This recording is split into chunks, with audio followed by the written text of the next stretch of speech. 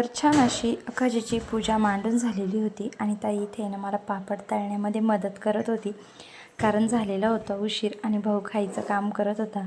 मस्त असं ताईने ना वेपर्स वगैरे तिच्यासाठी तळले आणि मीही पुरणपोळी वगैरे करून नैवेद्य वगैरे दाखवला आपल्या पित्रांना वगैरे आणि मग सर्वांना असं वाढून दिलं.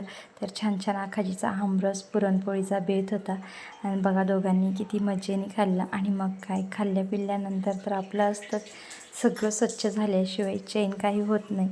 तर मस्त असं आहे ना सगळी स्वच्छता आहे ना मी घरातली करून घेतली, किचन वगैरे आवरलं आणि मग आहे ना जे ढोले तोडून आणलेले होते काल साहेबांनी तेही पसरवून दिले.